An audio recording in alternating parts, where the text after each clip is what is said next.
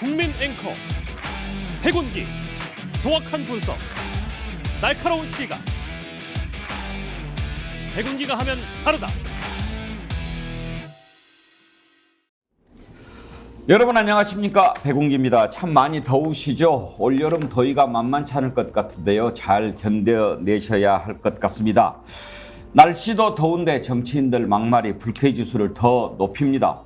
여야가 상대방을 향해서 서로 제정신이 아니라고 막말을 해대는데요, 국민의힘 김기현 대표 마약에 도취됐다 이런 표현까지 쓰더군요. 사람들이 많이 찾던 곳을 언젠가부터 찾지 않으면 그곳에는 쓰레기부터 쌓입니다. 그래서 곧 아무도 찾지 않는 폐허가 되지요. 쓰레기 같은 말을 정치권이 뱉어내면 결국 그 쓰레기 무덤에 자신들이 갇힌다는 사실을 왜 모르는 걸까요? 이번 21대 국회는 쓰레기 언어로 정치를 망가뜨린 죄를 하나 더 물어야 할 것 같습니다. 생방송 백운기의 정치본색 출발합니다.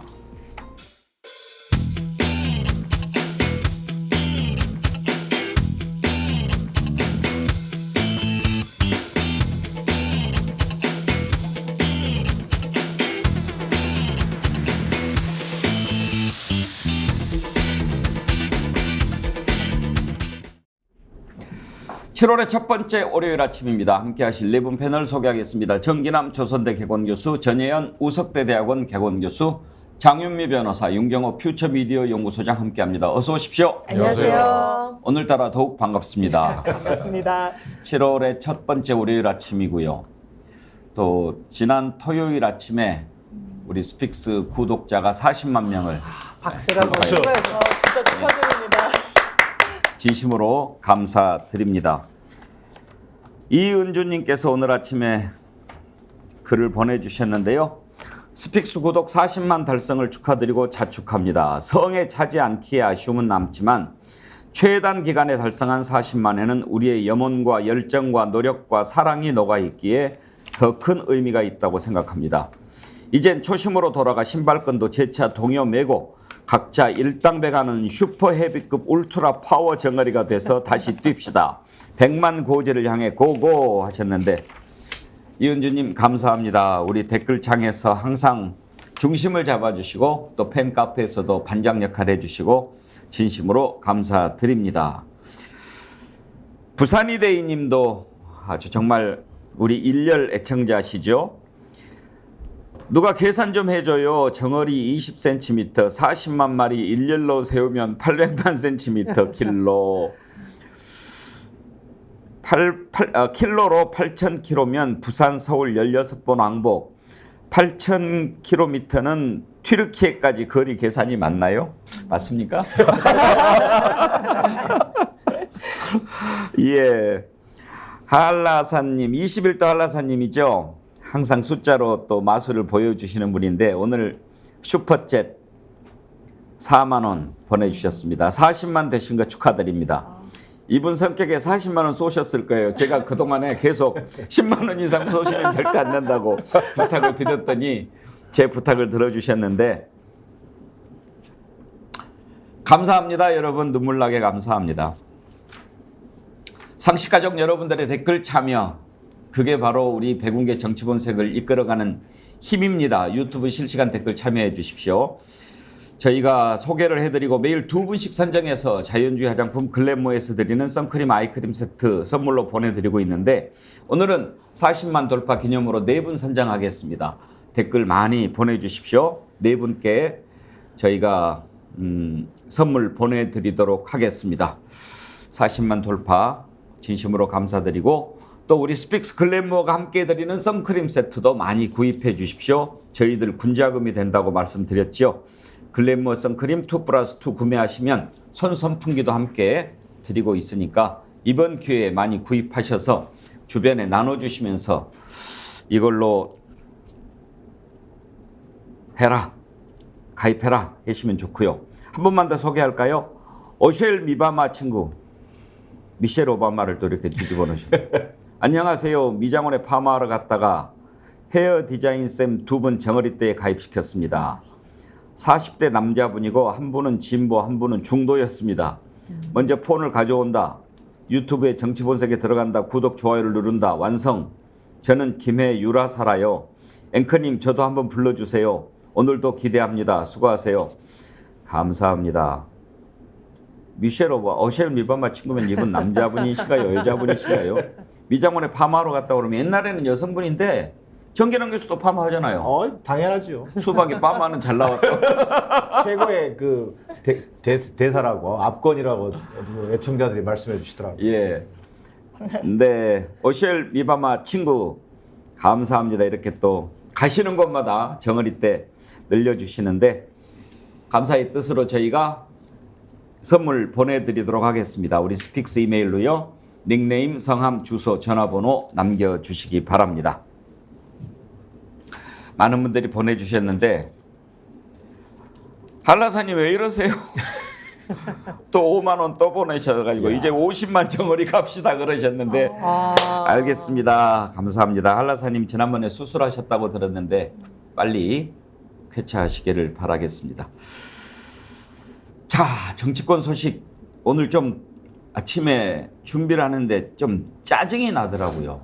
이렇게까지 말을 해야 되는가. 여야 누구 탓할 것도 없습니다. 오고 가는 말이 이제는 말이 아니라 쓰레기입니다. 왜 이렇게 됐을까요? 누가 이렇게 만들어 놨을까요? 저희들이라도 좀 품격 있는 언어로 프로그램 진행하고 싶은데 참 과격해졌습니다. 거칠어졌고요. 특히 김기현 국민의힘 대표, 여당 대표 아닙니까? 여당이면 야당과 어떻게 해서든지 의견을 모으고 풀어나가야 할 문제들을 풀어나가야 하는데 오히려 앞장서서 여당을 비난하는데 그 표현이 참으로 천박하고 거칠기가 짝이 없습니다. 뭐라고 얘기했는지 한번 들어보시죠. 이미 민주당이 불치의 질병에 걸린 것 같습니다. 마약에 도취되어 가지고요. 참사마저도 정쟁의 도구로 악용하는 아주 나쁜 짓을 하고 있습니다. 정인환 교수, 마약에 도취된 것 같다. 저는 저 표현을 그냥 뭐 이렇게 거칠다 하는 걸 떠나서 마약 얘기를 듣는 순간 왜 저 얘기가 나왔을까? 지금 이태원 참사 관련해서 패스트트랙 민주당이 처리하지 않았습니까? 네. 그것에 빗대서 만약에 했다면 그 희생자들을 일부에서 지금 마약 때문이다 막 이런 식으로 이야기하는 그것을 연상시키기 때문에 더 정말 가슴이 아팠어요. 그러니까 그걸 의도하지 않았던 방금 앵커께서도 그걸 연상을 하고 있잖아요. 우리 국민들 마음속에 이태원 참사는 그 마약이나 하는 젊은이들이 가서 본인들이 그 참사 현장에 간 것이 문제다라고 얘기하는 게 지금 보수 인사들의 그 막말의 연장선에 있는 겁니다. 그 근저에 있는 거고 그걸 떠올리기에 충분한 그 망언이라 해도 과언이 아니다. 실제로 그 국회 6월 30일 본회의 마지막에 노란봉투법과 이태원 참사 특별법 그 패스트트랙을 태우는 안이 통과됐습니다. 자, 본회의에서 투표로 가결된 겁니다. 이걸 날치기 강행처리라고 뭐 매도하면서 이 극단적인 험담을 늘어놓은 건데 저는 그 앞서 앵커께서 모두 발언으로 쓰레기 얘기를 참 많이 해주셨는데 정말 와닿고요. 이 논평도 별로 하고 싶지가 않아요. 이게 결국 뭐냐? 이 지켜보는 국민의 시선을 아랑곳하지 않겠다는 것이고 오히려 정치 혐오를 지금 조장하고 있는 거거든요. 그런 면에서 이럴 때일수록 정말 이 총선이 다가오면서 여야가 더 심한 막말 경쟁이 갈 텐데 저는 역대 선거 결과를 보면 우리 국민들이 정말 현명한 선택을 해주셨습니다. 지켜보면서 정말 심판할 수 있는 그런 것들 외에 달리 수단이 별로 없어 보입니다. 전희영 교수 어쩌다가 말이 이 지경까지 가게 됐을까요? 네, 저는 사실 뭐 정치권 전체가 품격 있는 언어를 쓰자는 원론에는 공감을 해요. 그러나 집권 여당과 대통령의 역할은 국정의 운영에 책임을 지고 있는 것이기 때문에 더 신중하게 더 품격 있는 언어로서 국정을 이끌어야 될 더 큰 책임이 있는 것입니다. 근데 그런 차원에서 도대체 여당이 그걸 모를 리가 없는데 왜 이럴까? 저는 여당이 잘해서 국민들 지지를 얻을 자신감이 없다 보니 야당을 헐뜯어서 우리 지지층이라도 좀 모으려고 하는 게 아닐까라는 의심이 계속 들고 있어요. 이게 왜 그러냐면 지금 사실 김기현 대표 취임 이후에 국민의힘이 뭐 그렇게 기대치를 하는 것처럼 뭐 혁신적 변화가 있었던 것도 아니고 지지율에서 뭐 압도적으로 야당을 앞서는 흐름이 나오는 것도 아니고 리더십이 부족하다 이런 논란이 있으면서 왜 또 최고위원들 징계까지 있었잖아요. 그런 걸 자꾸 덮으려고 야당을 험담하는데 앞장서고 전 정부를 헐뜯는데 앞장서다 보니까 그 용어도 점점 거칠어진 게 아닌가 이런 생각이 드는데 제가 국민으로서 꼭 드리고 싶은 말씀이 있습니다.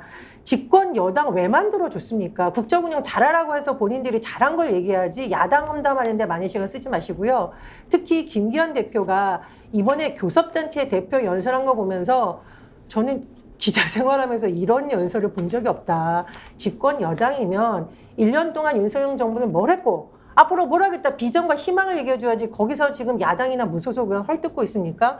저는 이건 집권 여당이 본분을 망각하고 헐뜯기에 몰두하고 있다. 이건 좀 빨리 개선돼야 된다고 봅니다.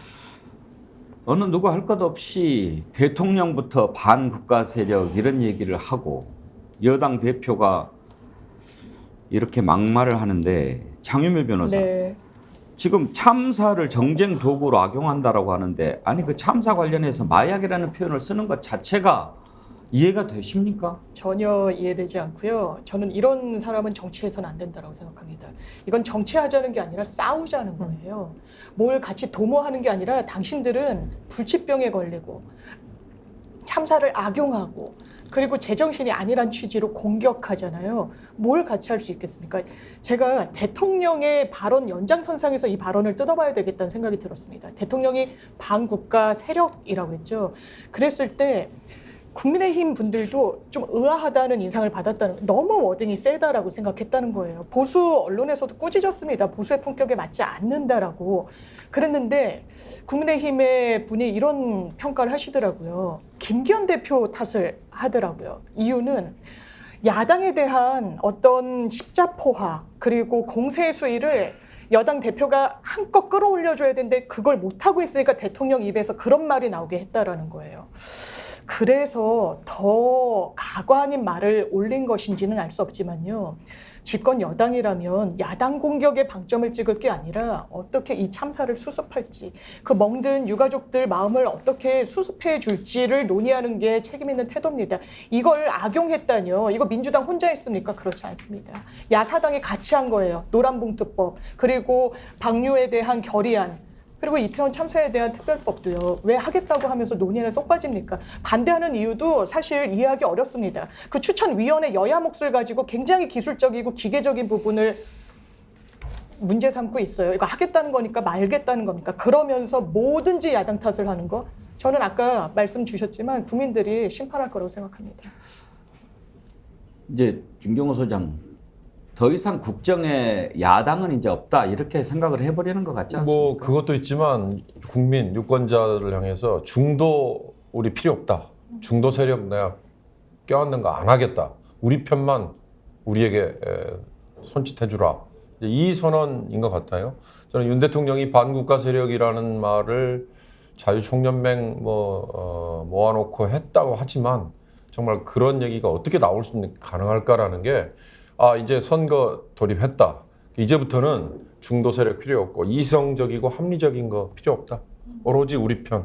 그게 극우가 되든 아니면 엔티 문재인, 엔티 민주당이 되든 그렇게만 모이자. 이 선언이 지금 쭉 이어지는 거 아닌가 싶어요.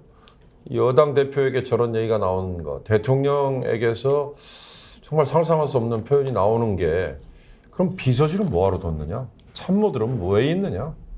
연설관리, 연설문 써주는 비서는 도대체 뭐하러 뒀느냐? 이 얘기는 뭐냐면요.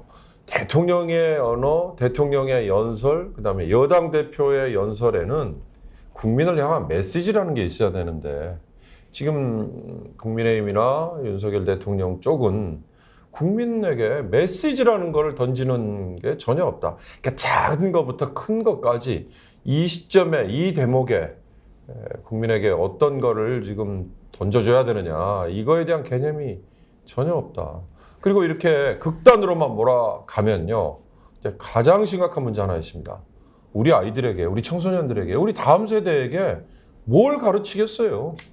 정치는 무조건 극단을 향해서만 쫓아가고 달려가면 그게 정치의 모습이라고 생각하고, 대통령이든 여당 대표든 표 한 표만 더 얻으면 완장차고 나서서 자기들 하고 싶은 대로 그냥 하면 되는 걸로, 이렇게 아이들에게 모습을 비춰주면 이거 어떡하나 걱정스럽습니다.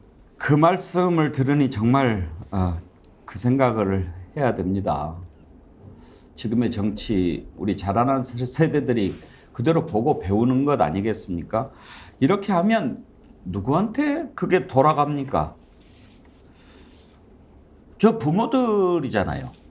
그러면은 자기들 자식들 보기에 내가 정말 잘하고 있다 이렇게 얘기할 수 있을까요? 상식이 없어졌기 때문이 아닌가 그런 생각이 듭니다. 정치는 어떻게 해야 된다는 거, 국민들은 어떻게 생각해야 된다는 거. 그러니까 수산시장에 가가지고 바닷물을 마시는 일까지 벌어지지 않습니까? 아니 저는 아무리 이해하려고 해도 그 부분은 정말 이해할 수가 없습니다. 왜 그 수조에 있는 물을 마십니까? 누가 마시라고 했습니까? 그리고 그 물을 마시면 후쿠시마 오염수가 안전하다고 믿습니까? 국민들이? 저는 이건 좀 정신 상태를 의심해 봐야 되지 않는가. 지금 이 국회가 제정신인가 그런 생각 들지 않습니까? 제가 무슨 얘기 하는지 다 아시죠? 국민의힘 의원이 수산시장에 가지고 바닷물을 마시고 막 그랬다는 거예요. 김영선 의원이랑 유성걸 의원이랑. 한번 보시겠습니까? 야, 이거 뭐 싱싱하고 말이죠. 이렇게 먹음직스러운데, 아니 저 오니까 그냥 너무 싱싱하고 좋네요. 그렇죠. 갑시다. 이거 못 먹어도 된다는 거 아니에요? 아니 이 물이야 뭐야 이 물은 이 물도- 굉장히 정수됐습니다. 아니 정말 2011년에 바다 아주 정수됐습니다. 그렇기 때문에 네? 이 그래요? 식품에 사용되는 이 자체는 완전 정수돼 가지고 정수야. 이거는 안에 좀 바다 있- 해수입니다. 요 바다 이게 바닷물이 예, 바다 해수를 정수한 거를 한 겁니다. 예. 이거는 아무 관계 없습니다. 바다에서 딱. 예, 바다 해수입니다. 요 정수된 물이기 때문에 먹어도 아무 관계 물좀 없습니다. 한번 드셔보세요. 아 이거 완전 바닷물이네. 네. 예. 짭짤한데 이게. 네. 해수 정수된 거기 때문에 우리 근안에서 아주 예. 깊은 데서 예. 정수돼서 가져온 거기 때문에 먹어도 아무 관계 이게 2011년에 방류해갖고 우리 근해까지 온 거기 맞습니다. 때문에 맞습니다. 지금 방류하는 것보다 훨씬 진한 거예요 이게. 장희미 변호사 지금 뭐 하자는 거죠? 저는 민주당 논평에 들어있는 이 단어가 딱 마음에 와닿더라고요. 기괴하다. 기괴합니다. 저는 정치사에 남을 나쁜 의미에서의 명장면이라고 생각이 들어요. 굉장히 희화되고 나중에 조롱거리가 뭐 지금도 전 조롱거리라고 생각합니다만 이 물을 이 시점에 본인 입에 넣는 게 무슨 의미가 있습니까? 지금 7월 4일 최종 보고서 나온 직후에 방류될 거라고 전망이 나오고 있죠. 국민들이 왜 불안합니까? 민주당이 괴담 퍼뜨려서 불안해하는 거 아닙니다. 소금, 바다랑 직접 닿으니까 혹시 우리 아이들 입에 그대로 들어가는 부분 걱정되죠. 세슘 이야기가 계속 나옵니다. 반감기가 37년이에요. 40년 동안 가둬두면 반으로 그 성분이 줄어든다는 겁니다. 세슘에 대해서는 의학계가 이렇게 이야기하죠. 발암물질이다, 생식기를 파괴한다라고 이야기하고 있습니다. 거기에 대해서 과학계가 왜 의견이 없이 일치한다라고 국민의힘은 국민들께 진실을 이야기하지 않습니까? 그런 걱정과 이런 우려를 뭔가 괴담이라고 치부하면서 수산시장에 가서 바닷물을 먹는다? 저는 정치를 한다라는 사람들은 이런 행동을 최소한 하면 안 된다고 봐요. 어떤 돌출 행동인 걸로 보입니다. 옆에 있는 류성걸 의원 어떻게 했습니까? 제지했습니까? 같이 마시는 게 무슨 의미가 있습니까? 방류 후에도 제가 묻겠습니다. 똑같은 행동 하실 수 있습니까? 하십시오. 그게 그렇게 안전하다면요. 국민들 설득하기 이전에 왜 이런 정치적 퍼포먼스를 합니까? 정말 저는 국민의 한 사람으로서 이해할 수 없는 걸 넘어서 용서할 수가 없습니다. 많이도 마시더라고요. 저는 이런 생각이 들었어요. 찌양님을 모욕하지 말라. 누구? 찌양. 찌양. 먹방 유튜버입니다. 아. 근데 이런 먹방 유튜버들이 막 구독자가 몇백만인 분들도 있거든요. 근데 이분들 보면 국민들이 맛있게 먹는 거 보면서 대리만족을 느껴요. 그러나 국민의힘 의원들이 이렇게 바닷물 떠먹는 거 보면은 화가 납니다. 전 솔직히 너무 창피했어요. 이걸 후쿠시마 방류 수도 아니고 갑자기 수산시장 수조에 있는 물 떠먹으면서 국민들 안심시킨다? 대한민국 국회의원의 수준이 저 정도인가라는 생각이 들면서 참담한 기분이 들었고요. 예전에 이런 적 있었죠. 국회의원들이 다 머리에 비닐모자 뒤집어 쓰고 김장할 때가 있었어요. 그런데 왜 이걸 멈췄냐? 국회의원들은 비닐모자 뒤집어 쓰고 김장하지 말고 배춧가루 왜 오르는지 김장김치 먹는 서민들의 문제가 왜 발생하는지 그거 알아라고 쓴소리를 들었다는 거예요. 저는 저런 것이야말로 지금 국민의힘이 오히려 국민의 신뢰를 떨어뜨리는 데 큰 영향을 미친다고 보고요. 장미 변호사님하고 많은 국민들이 말하는데 이런 기괴한 이벤트로 하는 것을 이제 중단해야 된다 이런 말씀 꼭 드리겠습니다. 실제로요. 김영선 의원이 좀 기괴한 사람입니다. 지금 오선 의원이거든요. 그런 평가가 있어요. 예, 실제로 기괴한 사람이기 때문에 기괴한 행동을 하는 거예요. 저 동물적 감각입니다. 저는 이 저질쇼를 하면서 공천 논란에서 완전히 김영선 의원은 한 방 했다고 생각할 거예요. 자, 내가 그 이른바 오염수 문제로 인해 가지고 난리가 났을 때 나는 이런 행동을 했다 몸소. 저 유승걸 의원 옆에 지금 가고 있잖아요. 좀 먹고 싶어서 먹었겠어요? 아, 이 대선배가 처음에는 본인도 당황하더라고요. 그렇죠. 맛있는데. 당황하죠. 근데 안 먹으면 여기서 안 되겠구나. 자, 나도 한번 점수 따야겠다. 저는 이랬을 거라고 봐요. 정말 기괴한 의원의 그 저지쇼를 보면서 정치를 저렇게 타락시킬 수 있겠는가 이런 생각이 좀 들 수밖에 없고요. 정말 부탁인데요. 먹방 투어 뭐 이런 거 정말 하지 마시고 정부 여당이라고 한다면 국민 여론 85%가 지금 방류에 대해서 걱정하고 있고 불안해하고 있잖아요. 이 안심시킬 수 있는 것은 다른 게 아니라 좀 더 과학적인 논쟁을 통해서 또는 국제적인 연대를 통해서 방류 계획을 어떻게 저지시킬 것인지 또 보다 국민들이 안심할 수 있는 방안들이 무언지를 찾아내는 거예요. 얼마 전에 지난주 박광원 원내대표가 7가지 제안했잖아요. 뭐 그런 정책적 어떤 그 고민을 가지고 일본의 어떤 입장을 압박해 들어가야 되는 것이지 저렇게 먹방 투어 하면서 또 수돗물 물 먹어가면서 저질쇼를 하면요 국민들은 더 불안해합니다. 김희숙님 개그 이런 개그는 처음입니다. 나비나비님 정신 상태가 참 궁금합니다. 고성호님 진짜 참담하다. 김타원님 조수진이 더 낫다. 반야성님 보고 있는 국민이 부끄럽습니다. 국민의 대표라는 분들의 수준이 저 정도라니요. 지금 이런 반응들이 막 올라오는데 아니 왜 저거를 마신다는 생각을 왜 하는 거죠? 뭐 그러니까 이제 그런 거죠. 용경 의원 후쿠시마 오염수 방류 때문에 사람들이 바닷물 오염될까 봐 걱정한다. 이제 그래서 바닷물 안전한다. 뭐 그러니까 뭐 나는 1리터도 마신다, 10리터도 마신다 막 이렇게 챌린지 하는데 머릿속에 이제 이거 바닷물 안전하다라고 하는 것을 내가 직접 먹음으로써 국민들한테 안심을 시켜줘야 되겠다 이렇게 생각을 했다고 한다면 지금 바닷물 아니 후쿠시마 오염수 방류 안 했잖아요. 근데 지금 마시는 게 그것하고 무슨 의미가 있어요. 그리고 또 한 가지요. 지금 주의 깊게 보셨는지 모르겠는데 본인 얘기가 이제 그런 거더라고요. 2011년을 얘기합니다. 그게 뭐냐면 이제 그때 터졌으니까 그때 방류가 됐을 거 아닙니까? 일부 바닷속에. 그러면 오히려 그때는 지금보다 오염도가 더 높으니까 지금 12년이 지난 지금 이렇게 오염이 돼 있는 수도 있는데 내가 그걸 마신다. 이제 이걸 처리해서 방류하면 그건 더 안전하다. 이제 나름대로 막 머릿속으로 그렇게 생각을 해서 했는 것 같은데 그러면 그 말이 자기 논리가 맞다면 저 수산물 파는 상인들은 후쿠시마 오염수 11년 전에 방류돼서 지금 매우 위험한 생선을 팔고 있다는 얘기가 돼버리는 거예요. 글쎄요.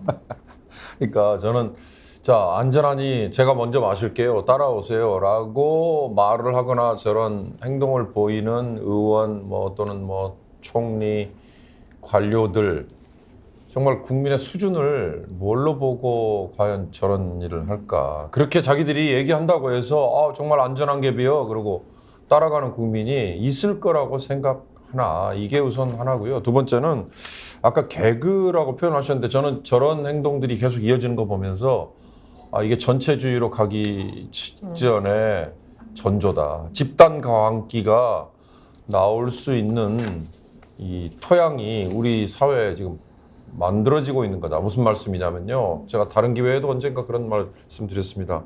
조선 후기에 천주학 신도들을 때려잡을 때 너 천주교 믿어 안 믿어라고 얘기하는 거 말만 하는 걸로는 못 믿으니 밑에 십자가를 깔아놓고 밟고 지나가 봐. 그래서 밟고 지나가면 천주학을 믿지 않은 걸로 믿어주고 그 머뭇거리면 그냥 참수하고 그랬잖아요.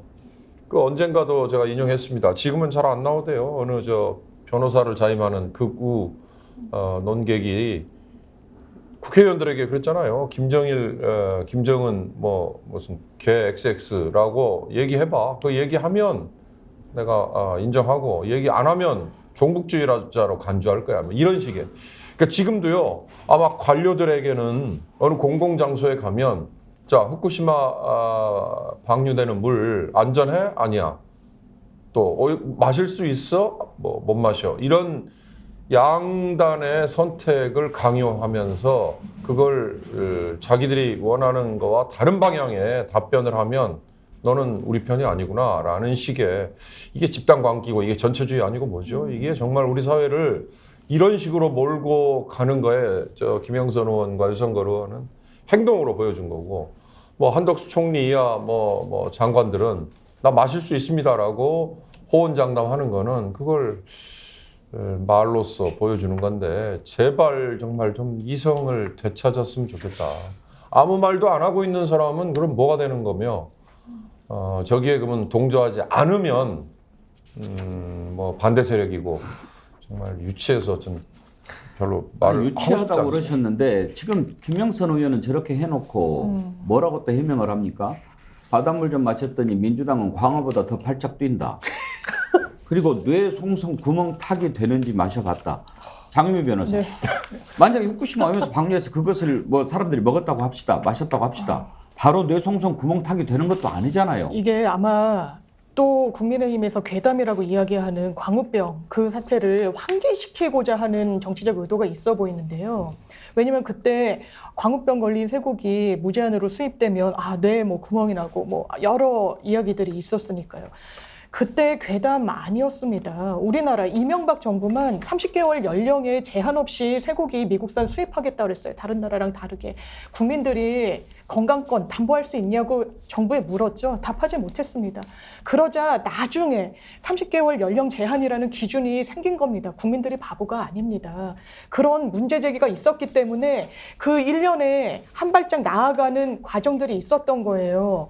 뇌송송 구멍탁이라뇨. 언제적 이야기를 다시 한번 환기하면서 정치적인 이득을 취하려고 합니까? 저는 이분이 더 평가를 받아야 되는 게 안 좋은 쪽으로요.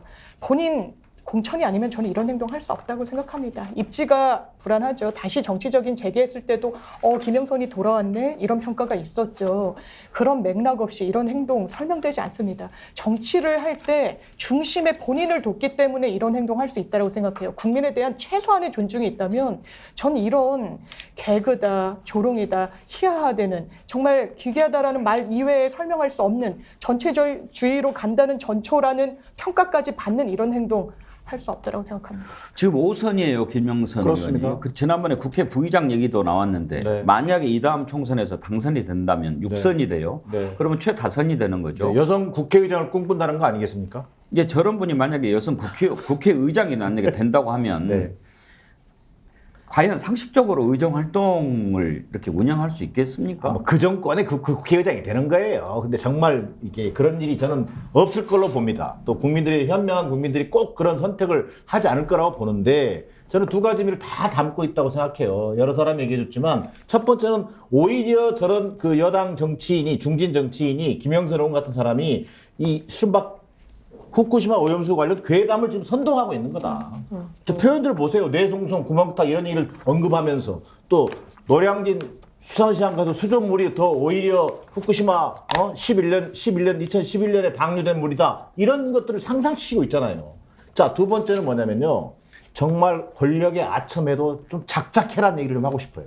자, 첫 번째 시즌 원인 뭐였습니까? 박대출 정책위 의장입니다. 자, 검찰총장이 대입 수사 많이 해봤다고 수능 전문가라고 얘기하는 그 아부에 저는 보면서 저런 궤변도 있을 수가 있는가. 근데 그 사람들이 모르고 한 얘기겠습니까? 다 의도를 가진 얘기예요. 자, 김영선 의원 저 모르고 하겠어요? 뻔히 알면서 안전한지 뻔히 알면서 먹는 거예요. 쇼를 하는 건데 권력에 아첨하는 그 근성을 못 버리고 있는 것이고 거기에 지금 자기 목숨을 걸고 있는 거다. 안전해도 저 같으면 수조에 있는 물 안 마시겠어요. 미친 짓이죠. 그걸 왜 마시죠? 이거 봐라. 대통령님 저 이렇게까지 했습니다. 후쿠시마 오염수 괴담이 설치고 있을 때 제가 이렇게 먼저 나섰습니다. 이것 말고 어떻게 설명합니까? 병원에 가봐야죠. 왜 그걸 마십니까? 네, 저는 이제 정부 여당, 이제 국민의힘이 한 10년 뒤로 퇴행하고 있다라고 느끼는 것이 사실은 예전에 여의도 연구원이 있었어요, 국민의힘에. 제가 그 토론회에 갔었는데 왜 이명박 정부에서 쇠고기 이렇게 설명하는데 국민들이 안 믿을까? 국민이 이상한 건가? 아니라고 그때 토론회에서도 많은 전문가들이 지적을 했습니다. 정부와 여당을 믿지 못하는 것이 국민의 불안감을 부추긴 것이라고 많은 전문가들이 조언했거든요. 즉, 후쿠시마 오염수에 대한 국민 불안의 근본적 원인은 정부와 여당이 국민에게 안심감을 주지 못하는 거예요. 민주당이 하는 말을 국민이 다 믿기 때문에 그런다? 그럼 지금 민주당 지지율이 한 90% 나와야겠죠. 그리고 집권 여당의 말보다 민주당이라든가 야당에서 하는 말이 국민에게 더 영향을 미친다? 이게 정부 여당이 부끄러워서 할 말인가요? 그래서 저는 본질은 정부 여당이 국민들로부터 신뢰를 얻지 못하는 것이라는 말씀을 꼭 드리고 싶고요. 더 이상 이렇게 좀 쓸데없는 괴담 부추기기를 하는 이런 행동은 여당 의원으로서 제발 하지 않았으면 좋겠다는 말씀을 드리고 싶습니다. 예, KHR님 육선은 무슨 검사가 내려가겠지. 크크. 아유, 날카로우신 분이네요. 정어리에 물린 상어. 아이디 끝내주십니다. 저렇게 했음에도 불구하고 공천 못 받으면 칼 들고 찾아갈 인간들. 푸드리 햇버님. 공천수 마신 김영선. 권교중님. 수조에 있던 정어리도 깜놀했다는 후문이. 이석영님.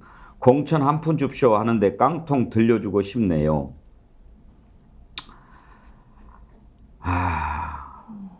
김보람님.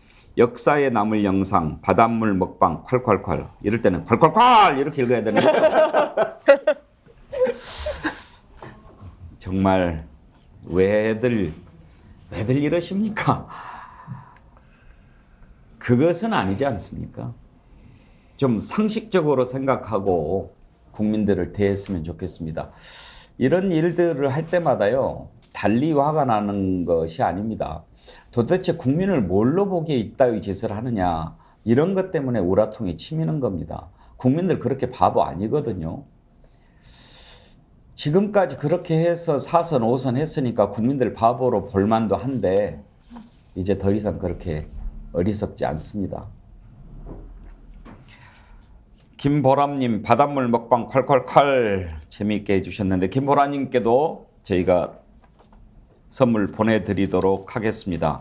오늘 너무 많은 좋은 글들 보내주셔가지고 고르는 데 쉽지 않은데 차차 보내드리도록 하지요. 다음으로 넘어가겠습니다. 윤석열 대통령 개각 후폭풍이라고 하는데 장관 딱 한 명 바꿨거든요. 그런데 왜 개각 후폭풍 이런 기사가 계속 나옵니까? 차관을 비서관들로 다 보냈는데요. 그게 개각 못지 않은 그런 효과를 가져오고 있기 때문에 그런 것 같습니다. 자, 이제 비서관들이 가서 어떻게 할 것 같습니까? 오늘 아침에 일제히 기사가 나왔는데 싹 바꾼다. 어떻게 싹 바꿀까? 일단 지금 당장 1급 일부 부처에서는 다 바뀌었다는 얘기도 나오고요. 공직사회 인적쇄신 구상의 일부 부처 1급 전원 사표, 그런 얘기가 나오고, 장관 한 명 바꾼 무서운 개각, 고위직 인사태풍 눈앞에 왔다. 오늘 아침 중앙일보 일면 기사인데요. 판을 바꾸라.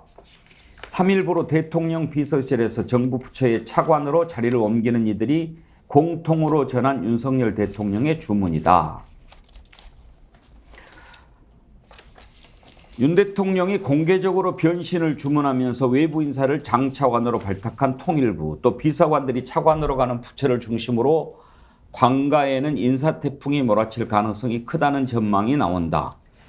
통상 1급 실장 중에서 차관 승진자가 나오게 마련이지만 이번엔 관례를 벗어난 만큼 다수 부처의 고위직이 자이든 타이든 물러나는 게 불가피하다. 이런 기사를 썼는데 정진남 교수는 2급이었나요? 1급이었나요? 1급까지 1급. 했습니다. 1급은 대체적으로 좀 정무직이 많나요?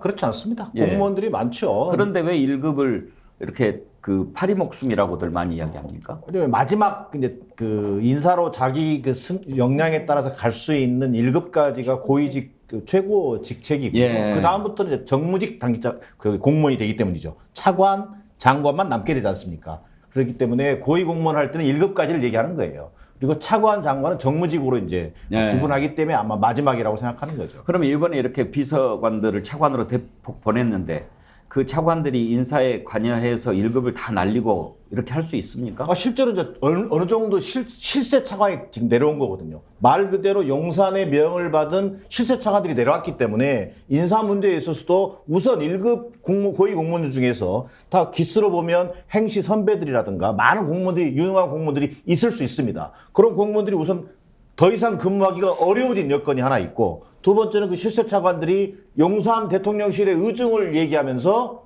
좌지우지할 때 더 이상 버티기 어려운 공직사회 분위기가 만들어질 수밖에 없는 것을 의미하는 겁니다.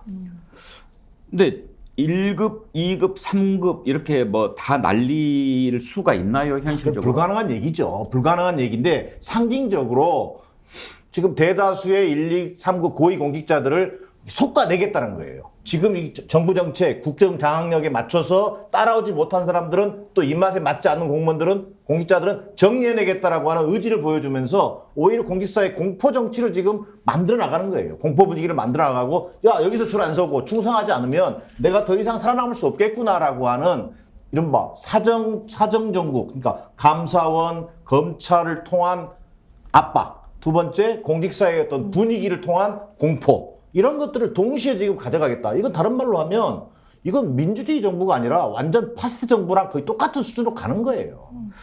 전영 교수, 사실 그 예고는 좀 있었어요. 윤석열 대통령이 인사하기 전에도 현 정부와 국정 철학을 같이 하지 않는 사람들은 뭐 과감하게 교체를 해야 된다라든지 정리를 해야 된다라든지 그런 얘기도 했었으니까요. 근데 문제는 뭐냐면 이제 차관 인사 5명 중이 대통령실 비서관 출신인 이거는 공무원 사회의 윤핵관 시즌2가 열릴 수가 있는 겁니다. 정진환 교수님 너무 잘 말씀해 주셨는데 장관도 물론 인사에 영향을 미치지만 차관이 사실은 실무에 여러 가지 다 관장하거든요. 그럼 공무원들 입장에서는 차관의 눈치를 볼 수밖에 없는데 특히 윤 대통령이 이 차관으로 임명된 사람들 따로 불러서 밥 먹는다. 저는 차관을 따로 불러서 밥 먹는다는 얘기는 처음 봤어요. 그래서 저도 이게 처음 들어봤어요. 네, 이건 정말 윤핵관이다. 공무원 사회 윤핵관이다. 그리고 문제는 뭐냐면 지금 부처가 국토부, 해수부, 환경부, 과기부인데 잘 보시면 국토부가 내년 총선 앞두고 지역별로 첨예한 이슈가 지금 맞물려 있는 곳이거든요. 그래서 이게 혹시 총선용으로 뭔가 지역별 공약에 영향을 미치는 것이 아니냐는 우려가 벌써 나오고 있고요.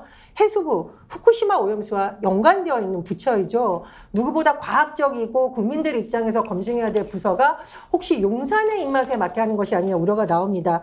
환경부, 지금 난개발 이렇게 뭐 공약 풀어가지고 총선 때 표어들은 거 아니냐고도 연관이 된 데가 환경부고 과기부도 마찬가지입니다. 무엇보다 윤석열 대통령 공약 때 뭐라고 하셨죠? 책임 장관제하고 30대 장관한다 그랬습니다. 공약 맞았습니까? 30대 장관 나왔나요? 이번에 30대 차관 1명 나온 분이 장미란 차관인데 그분이 30대 여사라기보다는 체육 전문가니까 된 거고요. 그리고 책임 장관 한다는데 사실은 실세 차관, 윤심을 얻은 차관이 들어섰다. 이 말은 헌법의 의미에 따라서 공무원들이 정치적 중립을 지키는 것이 아니라 사실은 용산의 눈치를 봐라라는 신호로 공무원들은 충분히 받아들일 수 있다. 이렇게 해석이 됩니다. 이번에 이제 대통령 비서관 출신 차관들 보면요. 국토 1의 김호진, 국토 2의 백원국, 환경부의 임상진, 과기부의 조성경, 해수부의 박성훈 차관 이렇게 됐는데 그동안에 대체로 차관 임명장은 총리가 줬는데 이번에는 대통령이 직접 불러서 뭐 친수하고 그러니까 친히 주시고 오찬도 함께 하고 또 임명 발표 전날에는 불러가지고 만찬도 하고 이렇게 해서 이제 이 사람들은 내 사람이야라고 만천하에 보여주면서 이제 차관으로 임명을 했는데 장유미 변호사 네. 이렇게 되면 그 부처에 있는 공무원들은 차관 말을 더 들을까요? 장관 말을 더 들을까요? 제가 그 부처 공무원이면요, 차관 말을 더 들을 것 같습니다. 당연하지만요. 대단히 이례적이라는 이야기가 나오는 게 대통령이 그 차관 인사, 그 비서실에서 정부 부처로 직행하는 사람들과 밥 한 끼 먹었을 때도 언론에서 힘을 실어준다라고 했는데요. 밥 한 끼 먹은 데서 그치지 않았어요. 만찬했고요. 그 다음에 오찬했고요. 직접적으로 임명장 친수라는 표현을 쓰던데 직접 교부했습니다. 이건 신호가 명확하죠. 그 자리에서 나왔던 워딩이 언론에 소개되고 있습니다. 이렇게 이야기하더라고요. 기존 인사관행 싹 뜯어 고쳐라. 복지부동 인사 과감하게 내치라. 저는 이게 원론적으로는 맞는 표현 같죠. 그런데 이 정부의 기조, 기준, 원칙이라는 게 본인들의 말을 들으면 본인들의 기조를 그대로 어떤 문제 제기 없이 수용하면 그게 정답. 그렇지 않으면 오답이라고 평가를 하고 있어서 뭔가 만만치 않은 후폭풍이 있을 겁니다. 왕차관 했을 때 제 머릿속에는 이명박 정부 때 박영수 산자부 아마 차관으로 갔는데 시끌시끌했던 기억이 나요. 그때 국정 운영 제대로 박수 칠 만큼 그렇게 왕차관 내려보냈더니 대통령 의중이 부처에서 관철되고 잘하고 있네. 국민들은 그렇게 보지 않았었습니다. 이게 선거를 앞두고 또 이 국정기조가 상당히 불안한데 그걸 관철하기 위한 의도로 인사를 그렇게 낸다? 또 하나는 저는 좀 비겁한 인사라는 생각이 드는 게 아까 책임장관 얘기했잖아요. 그게 공약이었거든요. 차관은 인사청문회 대상이 아니잖아요. 장관을 허수아비로 앉혀놓고 차관, 인사청문회 대상도 아닌 자들을 그냥 국민들의 어떤 동의나 국회의 평가 없이 자리로 직행하게 한다? 전 맞지 않다고 생각합니다. 윤경우 소장 만약에 청문회 같은 거 신경 쓰이니까 장관 인사 안 하고 실세 차관을 보내가지고 장관 사실상 무력화시키고 그런다 그러면은 나라가 어떻게 되겠습니까? 그래서 이제 모든 건 대통령실로 그러니까 A부터 G까지, A부터 Z까지 이만한 사안도 다 대통령실만 쳐다보는. 아까 차관을 볼까요? 장관을 볼까요? 라고 물었는데 저에게 그걸 물으셨다면 예. 저는 장관부터 차관까지 그리고 그 아래에 있는 1급 국과장까지 부처에 있는 모두가 다 대통령실만 쳐다보는 이번 인사 이후로는. 왜냐하면 자 5명의 데리고 있던 비서관을 차관으로 내보냈다. 이거는요. 앞으로 대통령실 주변에 조금이라도 와서 일하는 경험을 가진 사람은 다 중용 승진 발탁하겠다. 이 사인이잖아요. 그 얘기는 뭐냐. 대통령실 입맛대로 알아서 일해라. 이걸 보여주는 거죠. 그러니까 자 국토부 차관, 그다음에 환경부 차관, 해양수산부 차관 이 세 자리던데요. 이제 나머지는 비서관을 했지만 예를 들어서 과기 비서관을 했는데 과기 차관을 갔으니까 업무 연속성이 있죠. 이 셋은 해당 부처의 경험이 전혀 없는 사람들이에요. 경력을 보시면 이를테면 총리실에서 국무조정실 부근에 있었거나 아니면 다른 부처를 거쳤는데 정치권에 기웃거렸거나 심지어 출마하려고 나섰던 인사도 있어요. 그러니까 전문성, 그러니까 차관이라고 하면 사실 장관들이 정무직으로 지명되는 경우들이 많고 정치인이 가는 경우도 있으니까 차관이야말로 그 부처의 업무에 대해서 꿰고 있어야 되고 아까 인사 얘기를 하셨는데요. 차관은 장관이 직접 할 수 없는 이를테면 1급 중에 이번에 한 절반 정도를 바꿔야 된다 그러면 그 절반의 1급들을 산하기관 어디로 내보내야 되는지 그다음에 빈자리가 3자리 4자리 생기면 국장 중에 몇 명 누구를 끌어올려서 1급으로 보임을 해야 되는지 그러면 국장 자리도 또 비잖아요. 그 비는 자리에는 또 다른 아래에 있는 사람들 중에 누구를 끌어올려야 되는지 이런 세부 작업을 차관들이 하는 거거든요. 그러니까 연쇄적인 인사 이동이 벌어지는 거예요. 이 연쇄적인 인사 이동이라는 건 뭐예요? 공무원들은 결국 승진, 인사라는 게 모든 자기들의 앞날과 연결되는 거 아닙니까? 그러니까 이번 대통령실의 장차관 인사는 저는 개각이라는 말은 정말 어울리지 않는다고 봅니다. 장관 한 명 바꾼 게 무슨 개각이에요? 그것도 권영세라는 특정인 보내는 정치권으로 다시 복귀시키는 그건 개각이 아니고 그냥 장차관 인사. 근데 그 장차관 인사의 의미가 뭐냐? 앞으로 공무원들은 오로지 대통령실이 지시하는 대통령실이 깃발을 꽂는 것만 보고 따라와라. 이거를 아주 만천하에 공언을 한 거다. 이제 이건 선거, 그다음에 선거 이후에 뭐 흔히 우려되는 레임덕 이런 거를 공무원 집단만이라도 먼저 다잡겠다. 이 의지라고 저는 해석했습니다. 고위직 인사 태풍이 눈앞에 다가왔다 이렇게들 기사를 썼는데 정진환 교수 공직에 계셨으니까요. 통상적으로 이제 1급 실장 중에서 차관 승진자가 나오잖아요. 대체적으로 그렇습니다. 근데 이런 경우에 이제 관례를 벗어나서 차관이 이렇게 오면 다수 부처의 고위직이 자이든 타이든 물러나는 게 불가피하다 이렇게 기사를 썼던데 이렇게 될 가능성이 높습니까? 제가 앞서 말씀드렸던 것처럼 이제 공직 사회도 예. 행시 출신이라든지 나름대로 기수도 있고 또 그 전 경험에 있어서 공직에 근무할 때 밑에 예를 들면 부하로 데리고 있던 사람이 차관원이 되는 경우도 있기 때문에 예. 그런 경우는 실질적으로 근무하기가 쉽지 않습니다. 그러다 보면 결국 그런 사람들을 빼내줘야 되는 거예요. 그런 의미에서 실제로 이번에 실세 차관들이라고 하는데 뭐 실세인지 아닌지는 모르겠습니다. 어쨌든 대통령실의 용산의 낙하산을 타고 내려간 사람들이 실세다라고 하는 것은 이제 만천에 확인된 상황입니다. 그러다 보면 공직사회는 술렁일 수밖에 없고 거기에서 연쇄적으로 고위직 인사는 저는 불가피하게 이루어질 수밖에 없다. 거기에 대해서 공무원들이 지금 어찌 보면 좀 약간 부들부들 떨 수밖에 없는 상황을 만들었다고 얘기하는 거예요. 그러니까 결국 이번에 차관들을 전면적으로 배치함으로 인해서 장관들 인사를 물리고 왜? 청문회 통과할 장관들 많지 않거든요. 결국 그러면서도 국정 장악력을 가져가면서 뭔가 친정 체제를 구축하겠다. 이 목표는 달성한 거예요. 자, 근데 이게 장기적으로 계속 달성이 될 것인지는 지켜봐야 된다. 왜? 공직사회의 저항이라는 것들이 있기 때문에. 예. 국민적 저항이라는 게 있기 때문에. 이번에 차관 인사를 통해서 용산의 낙하산을 통해서 인사청문회를 허수아비 만들었죠. 자, 장관을 허수아비 만들었죠. 궁극적으로 국민을 허수아비로 만든 거거든요. 이걸 국민들이 용납하겠습니까? 지금 앞으로 대대적인 물갈이가 있을 것 같다라고 하는데 또 이 대목에서 어김없이 천공이라는 이름이 소환됩니다.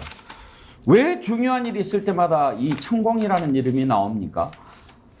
지난번에는 뭐 이렇게 상당히 시차가 있어서 뭐 인과관계가 그렇게 있어 보이지 않는다 그런 지적을 했는데 천공이 또 그런 얘기를 했어요. 1, 2, 3급 다 옷 벗겨야 된다. 이 발언은 최근에 한 겁니다. 6월 22일 날 했던 발언인가요? 1급, 2급, 3급 옷을 다 벗기십시오. 그런 얘기를 했는데 일단 한번 들어보시죠. 대한민국은 희망 없습니다. 특단적인 일이 일어나야 됩니다. 안 그러면 희망 없어요. 절대로. 딱 한 가지 있는 길, 내가 지금 알려 드리겠습니다. 1급, 2급, 3급 옷 다 벗기십시오. 여기서 조금 더 나간다라고 하면 4급까지 옷 벗기십시오. 조직들이 지금 자기 조직을 만들었어요. 모든 것을 1급, 2급, 3급이 거기에 앉아서 전부 다 그렇게 만들고 있어요. 옷 싹 벗기십시오. 그거 아니고는 답이 없습니다. 옷 벗기면 나라가 돌아가냐? 잘 돌아갑니다.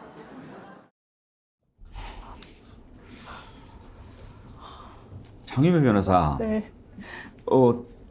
저 얘기대로 했겠습니까만은 왜 이렇게 한두 번 우연도 한두 번이지 네, 계속 네. 이렇게 맞물리는 거죠? 저는 우연이 겹치면 필연이라는 생각이 들어요. 이 우연이 그 시간적 텀이 있어서 이게 설마 인과관계가 있겠어라고 했더니 이제 수능과 관련해서였죠. 수능 싹 다 고쳐버려야 예. 돼. 대통령이 실제로 뭐 이게 아이들한테는 이 킬러 문항이란 게 그나마 좀 익숙하다고 그러더라고요. EBS에 이미 나와 있고 한번 이렇게 볼 수 있도록 조치를 해준다는 거예요. 심지어 6월 모의고사 갖고 경로했다라고 하는데 만점자가 평소보다 많이 나왔다는 거 아닙니까? 그래도 설마 천공이 이랬지만 천공의 워딩이 있었습니다. 지금은 시간적 격차도 별로 없어요.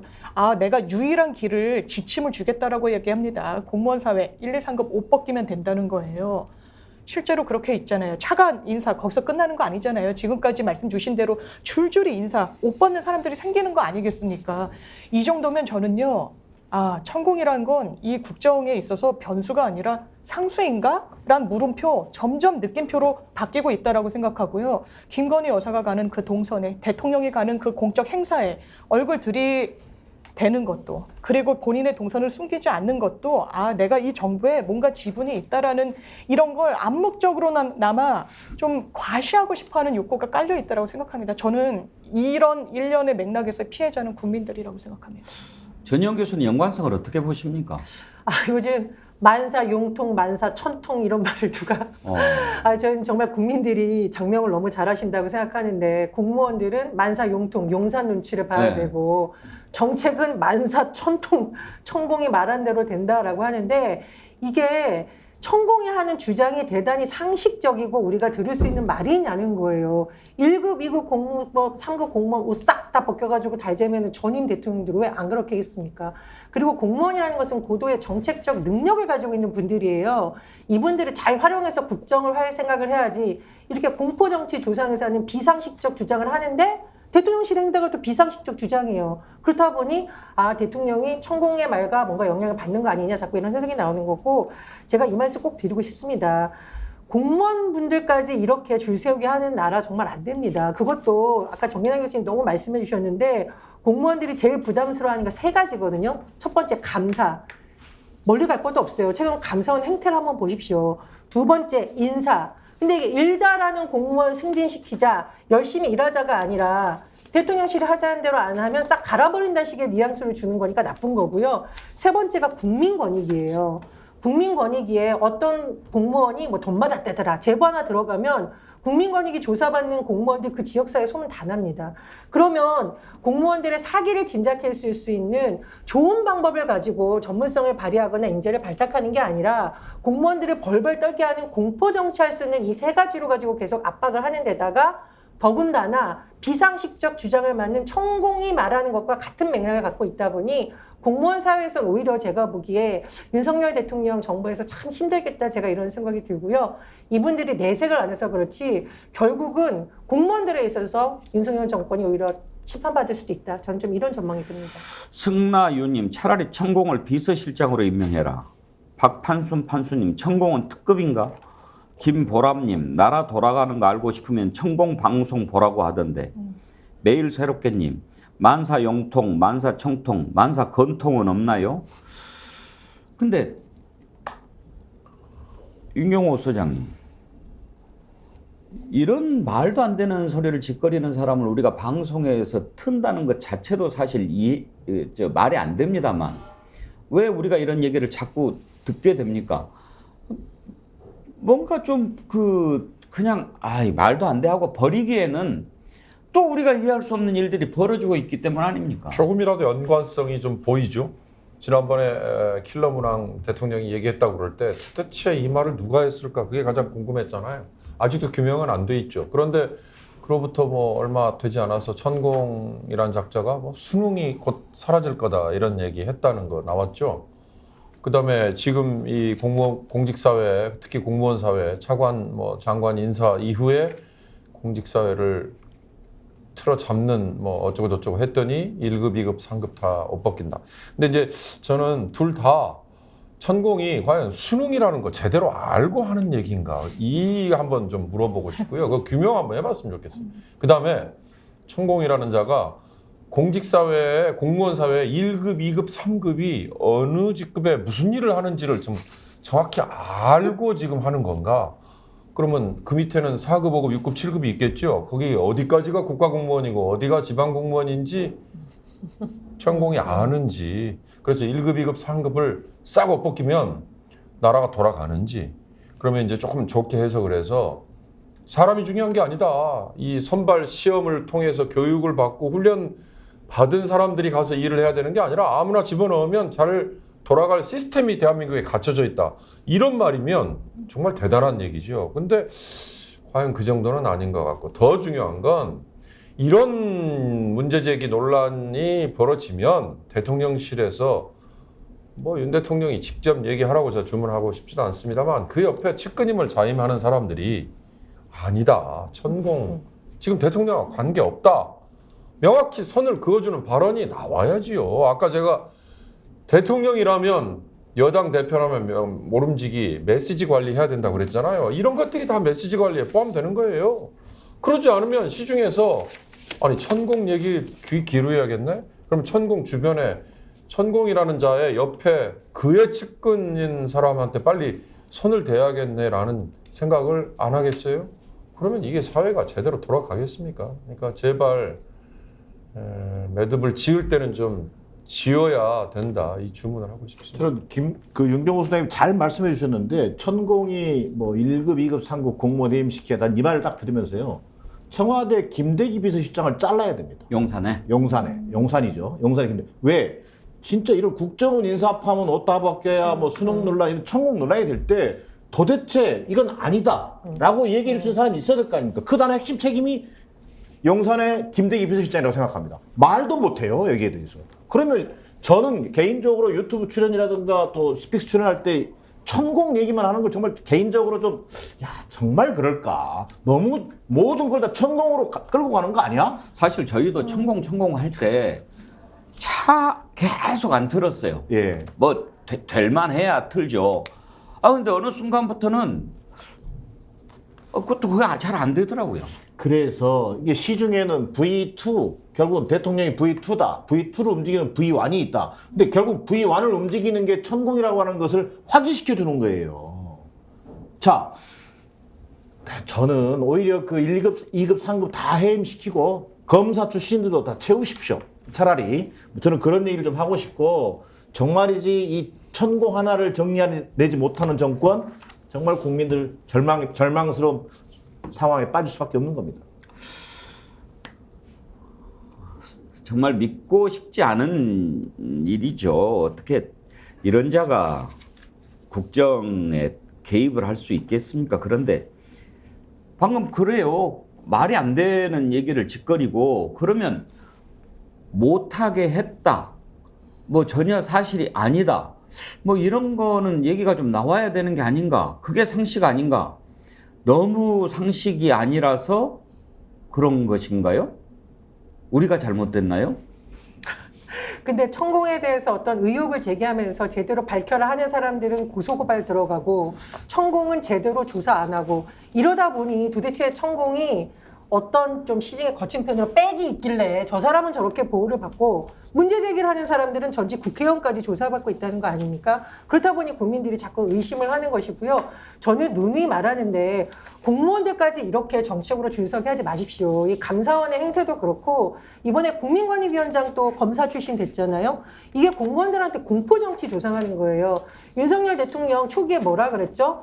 뭐 신발 밑창이 따도록 신나게 일해봅시다. 부처 간에 장벽을 험시다라고 하는데 공무원들 무서워서 어디 신발 밑창 딸도록 민생 현장 뛰어다니겠습니까? 아니면 이 시간에 차라리 용산에 줄을 서자, 차관에 줄을 서자, 정치권에 줄을 서자 이러겠습니까? 저도 뭐 잠시나마 공직에 있었는데요. 공무원들 신나게 좀 뛰게 하시려면은 이런 공포정치 중단하시고 정말로 능력 있는 사람 발탁해야지 자꾸 부처에 이거 윤핵관들이 또 왔다. 이거는 공무원 버전 윤핵관이다. 이런 말 나오게 하면 안 된다. 이런 말씀 꼭 드리고 싶습니다. 이번에 국민권익위원장 된 김홍일 권익위원장이 어떤 사람입니까? 아까 전혜연 교수께서 만사 용통, 만사 천통 이런 얘기 하셨는데 이명박 대통령 때 만사 형통이라는 말이 있었잖아요. 그렇습니다. 모든 것은 다 형 이상득을 통해서 해결된다.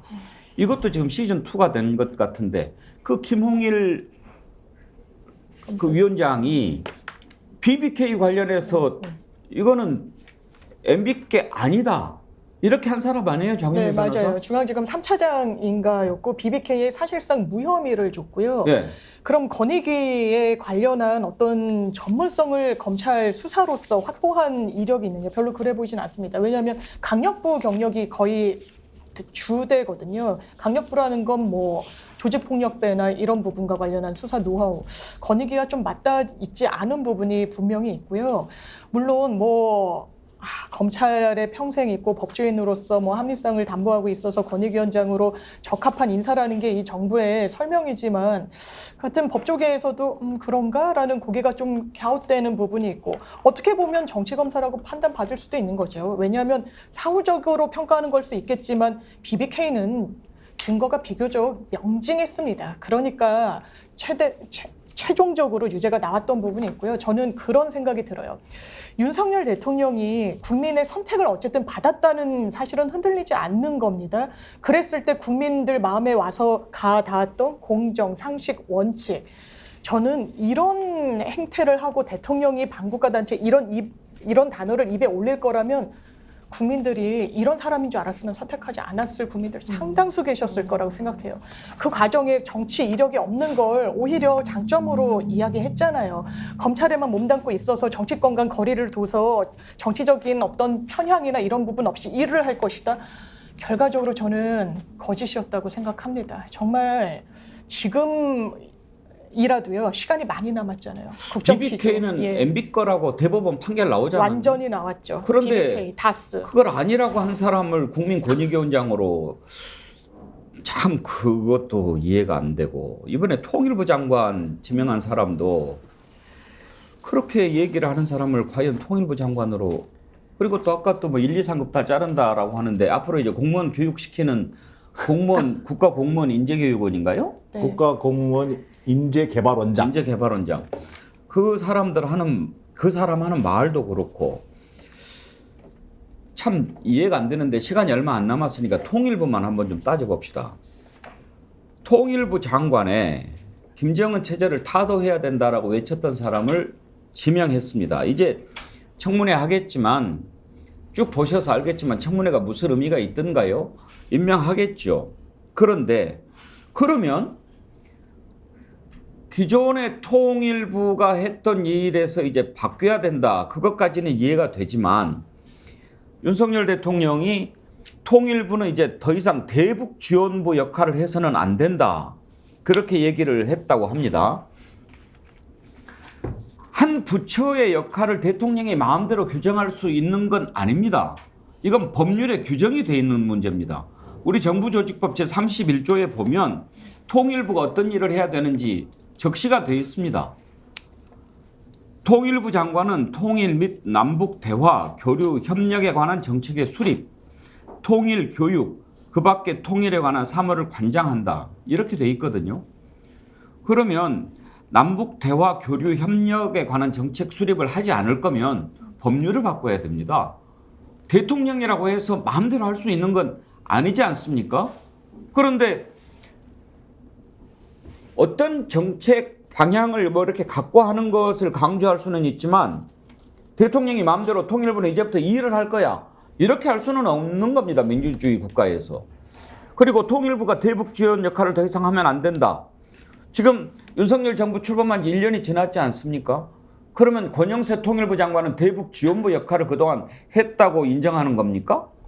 이 부분도 당체 이해할 수가 없습니다. 윤경호 소장. 바로 그거죠. 권영세 그동안 1년 한 일이 대북 지원 그거 했구나. 그래서 경질된 거구나. 이렇게 해석하면 뭐라고 얘기할까요? 이명박 정부가 통일부 폐지를 처음에 들고 나왔죠. 공약에서도 그런 얘기했고 그래서 나중에 뭐 독일 얘기를 하면서 독일은 이와 비슷한 역할을 하는 부처가 있었는데 뭐 내독부 이를테면 내무부의 뭐 이 약간의 표현이 바뀐 이런 거죠. 나중에 보니까 양쪽이 합쳐진 다음에 그러니까 통일된 이후에 대비해서 미리 준비를 하는 뭐 이런 식으로 슬쩍 이제 설명이 좀 바뀌었지만 어찌됐든 그때 얼치기 시도, 얼치기 공약 뭐 이런 거였죠. 그래서 그냥 유야무야 됐는데 지금 우리는 현실적으로 국정원이라는 어떻게 보면 북한과 대결, 싸움, 뭐 또는 뭐 경쟁에서 이겨야 되는 뭐 여러 공작 이런 거 하는 엄연한 국가 조직이 있고요. 그와 별개로 통일부라는 게 있는데 지금 아까 앵커께서 말씀하신 것처럼 통일부는 대화, 교류, 협력 이게 이제 어찌됐든 부여된 임무란 말이죠. 그러면 국정원과 통일부가 그동안에 한 일을 한번 곰곰이 따져보면 물론 문재인 정부, 노무현 정부, 김대중 정부 그때는 양 기관이 북한을 어떻게 보면 껴안고 그 다음에 우리가 치러야 될 통일 비용을 조금이라도 줄이기 위해서 미리 노력을 하는 뭐 이런 식으로 한 방향으로 갖다 치지만 보수 정부에서는 이 두 기관이 전혀 다른 방향으로 그러면 간 거 그걸 아까 지원 뭐 역할 뭐 이렇게 표현을 한 거 아닌가 좋게 해석을 하면요. 그런데 역시 저는 딱 그 한 말씀만 드리겠습니다. 통일이라는 거 우리가 외면해버리고 팽개쳐버리고 말 일이라면 우리가 왜 고민을 하겠습니까? 그러나 나중에 더 많은 갈등과 희생과 비용을 치러야 되는 거를 지금 조금이라도 줄이는 작업을 하는 게 그게 바로 통일부의 존재 가치 아니었나 싶은 생각에서 윤석열 대통령이 정말 오판을 해도 크게 오판을 했다 싶은 생각입니다. 그런데 이게 큰 차원에서의 통일의 역할도 중요한데 당장 우리 아들, 딸들 군대가 있습니다.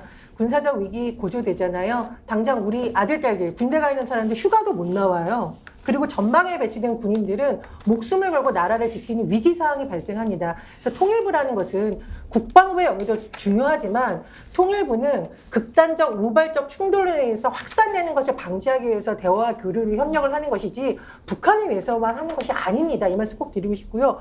두 번째로 진짜 이게 무식한 발언 좀 하지 마라 내가 말하고 싶은데 가축 전염병이라든가 홍수 같은 문제 접경 지역에 다 연관되어 있거든요. 멧돼지가 이게 뭐 남인지 북인지 압니까? 옛날에 이 멧돼지로 인해서 법정전염병 옮기는 문제가 국회 국방이나 농해 수야도 될 수 있는데 이 가축전염병이 번지면 경기도라든가 강원도는 굉장히 재난 상황에 준하는 상황이 옵니다. 그러니까 이거는 북한만을 위한 것이 아니라 우리 남한에 있는 많은 국민들을 위해서도 북한과의 일정 부분 방역이라든가 이 부분에 대한 대화가 필요합니다. 세 번째로 이산가족들 피눈물 흘리고 있어요. 그럼 이 이산가족들 외면하면서 계속 적대정책 하자라는 건가요? 우리가 평화를 안정적으로 유지해서 국민들이 불안하지 않게 해주는 것도 정부의 역할이지 이렇게 일방적으로 전 정부 매도하려고 막말 쏟아내는 것 누구에도 도움이 되지 않는다고 생각합니다. 장유미 변호사 네. 분명히 법률에 정부 조직법에 네, 통일부 맞습니다. 역할이 규정이 돼 있고 그런데도 이런 식으로 막 마음대로 규정을 해버리는 것은 대통령이 법률에 무지해서 그런 걸까요? 아니면 나는 뭐든지 다 할 수 있는 사람이야 이런 착각을 해서 그런 걸까요? 저는 개인적으로는 두 개가 혼용되어 있는 것 같아요. 이게 검찰은요, 저희가 법률 전문가라기보다는 수사 전문가입니다. 이 형법을 평생 들여다보죠. 근데 민사법리, 행정법리가 상당히 더 좀 복잡한 부분이 있거든요. 물론 이제 형법도 전문가고 수사 전문가인 부분은 인정을 해줘야 되겠지만, 그리고 헌법에 있고요, 정부조직법에 그 부처의 성격은 완전히 규정이 법정돼 있습니다. 법에 정해져 있어요. 이걸 흔들 수 없어요. 근데 이 정부 들어서 어떻게 합니까? 법률이 너무 명시적으로 있는 부분을 흔들고 싶은 거예요. 자기네들과는 맞지 않거든요. 이게 통제와 규제가 되는 가이드라인 으로 작동한다고 생각하는 것 같습니다. 그러니까 시행령을 막 뜯어고치잖아요. 이런 걸 우리는 두 글자로 위헌이라고 이야기합니다. 그런 글 주신 분도 있어요. 사사세님, 우리 헌법 제4조에 대한민국은 통일을 지향하며 자유민주적 기본 질서에 입각한 평화적 통일 정책을 수립하고 이를 추진한다. 그래서 위헌적인 인사다. 자유민주적 기본 질서에 입각한 평화적 통일 정책을 지금 김영호 통일부 장관 내정자가 얘기했던 건 아니잖아요.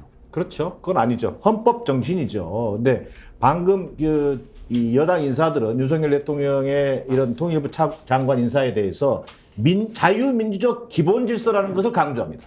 이게 과거 진보 정부는 되게 이제 평화 통일이라고 하는데 방점을 줬던 거 아니냐. 뭐 이런 식으로 해서 지금 어떻게 보면 좀 말장난 비슷하게 하는 것인데 방금 저는 윤석열 대통령이 정말 위험한 사람이라고 하는 게 헌법 정신을 자기 마음대로 유린하고 있는 겁니다. 정권이 바뀌었다고 헌법 정신이 바뀝니까?